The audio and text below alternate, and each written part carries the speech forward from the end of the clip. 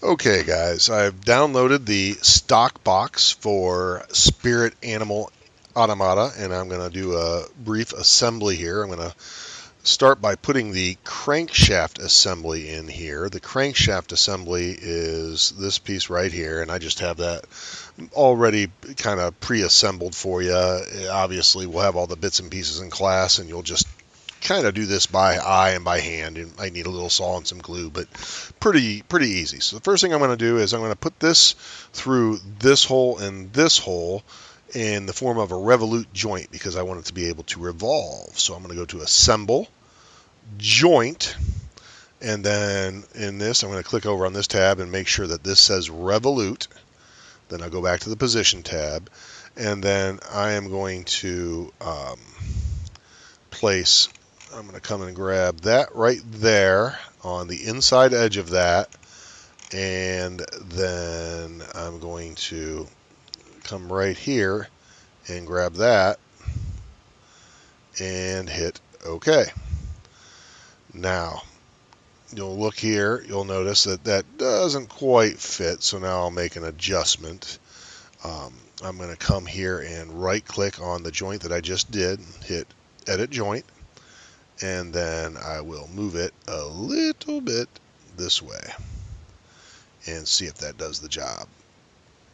And I went way too far, so I'm going to adjust it back the other way. And perhaps scroll in a little bit. And, all right, so if you zoom in and do it, it'll allow you to do it in increments, and I want that, I'm going to say 0.55, so I'm actually going to do this numerically. And that will give me, and if you look here, that has a little space between this and a little space between this. These just serve as guides so that it can't get out of whack, but I want to have just a tiny bit of space there and a tiny bit of space there so it's free to turn. I'm going to come back here and make sure that it is indeed revolute, and you can see that that is, so I can spin that freely in there.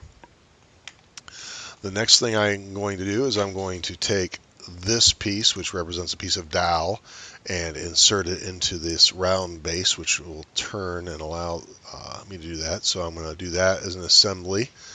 I'm going to hit assemble. I'm going to go joint, and then this one I want to be rigid because I just want that to be stuck to it. So I'm going to come here and I will go to the top of that one and to the top of that circle, and I'm going to go ahead and hit OK and see if it does indeed fit. Yep, it does. So that's there. So that's all one piece now. I'm now going to put this onto the bottom of this. This is called a bevel gear. So I'm going to make that also is going to be rigid. So I'm going to hit joint. I'm going to come over here and I'm going to go to rigid, position. Okay, so now I want this. Let's see, I probably want to go to the bottom of that. And then I'm going to use my navigation cube to choose the bottom of this. And that is upside down. I want the teeth of that down, so there is a flip button that'll go like that. And that's a pretty handy thing. And I'm going to hit OK. All right, so now this is all one piece, which is literally how we will glue this together. I'm going to go ahead now and place this shaft into this, and I want that to be able to revolve, so that's going to be a revolute joint. I'm going to hit assemble, joint. I'm going to come over here to motion, and I'm going to tell it to be revolute, position. Now I'll just take this shaft, and I like to highlight this so that it shows me that. And I'll hit OK and then take a look. All right, so that's OK. So this will freely turn in there, but it won't do anything else. But that's free to turn in there. I'm going to fine tune the position of these bevel gears here in a little bit, but for right now, that's more than good.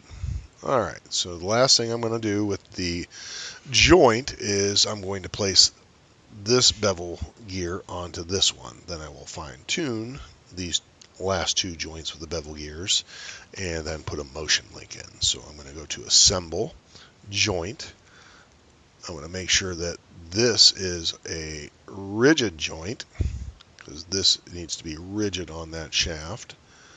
And then I'm going to place that, and I'm going to come and highlight the cylinder there. I'm going to go ahead and hit OK, and then I'll go to my home screen or my home view and OK.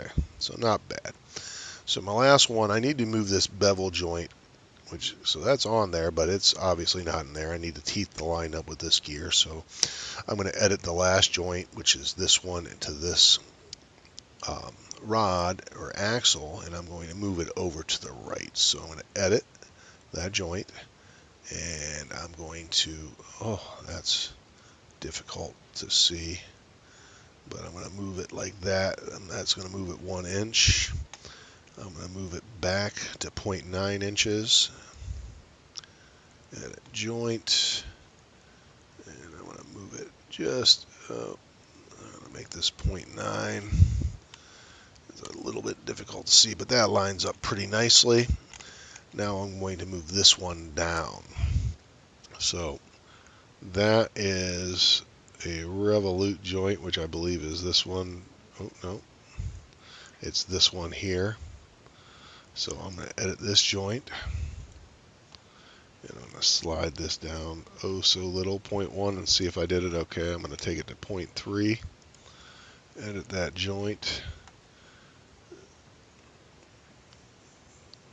See how that goes. I'm going to go to 0.4. Actually, I'm going to go to 0.45. Again, I'm just really positioning this visually. All right. See my teeth do a pretty nice job of meshing. Now at this point, if I really wanted to be a purist, I'm going to come over here to this top and turn that off so I can see down in there pretty well. And then I'm going to spin this a little bit so that the teeth align. That is to say, those teeth fit together pretty nicely. I'm going to go ahead now and turn that back on because I have it aligned, and I'm going to do one last thing, and that is going to be, I'm going to do a motion link. The motion link, I'm going to capture the position because I just moved it in the position I wanted it to, so I'll capture that position, and then I'm going to choose the two Revolute joints, this one and that one. Now, you can see the gears would be grinding. That is to say, if this one is going around in this direction, then that one should be going the opposite direction. So I would simply make one of them negative. Now, the gears are going together well. It's a 1-to-1 ratio because they're the same size. If it wasn't, if this one was half as big, then perhaps I'd have 180 and 360, depending on the nature of the relationship of their radii. But I'm going to go ahead and hit OK. So now that whole object is spinning. Okay. So now I'm going to come over here and I'm going to go ahead and put my, I brought Michael for Print over, and I'm going to right click and insert that into the current design. And I'm going to go ahead and transform it here first. Let's see, what do I need to do? I need to come over here and rotate it this way 90 degrees, it looks like, and then I'm going to go ahead and move it up. I'll zoom in, play a little zoom in, zoom out. All right. I'm going to have to move it down a little bit, so I'm going to change this number to 4.9. Oh, 4.95 or 4.92. I'm going to call that okay. I'm going to come over here and look from the front. Is it centered? Alright, I think I want to go a little bit this way. Actually, you know what I should probably do is go to the top view. I'm going to bring him on there, and let's see, that's 1.5. If I scroll in, it'll give me a little bit greater fidelity. Boy, that's pretty good. I'm going to hit OK. Alright, take it a second, and that, with all these triangles in that mesh, it might slow it down a little bit, but I'm going to go ahead now and do a as-built joint, because it's by far the easiest one. I'm going to do that one and tell it OK. So now that's on there. So now as I turn my automata, the giraffe version of Michael will go round and round. But that is the assembly and insertion of your spirit animal for the spirit animal automata.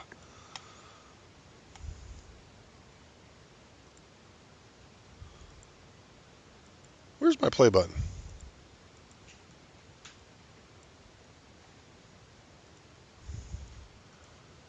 What just happened? I don't know if that recorded.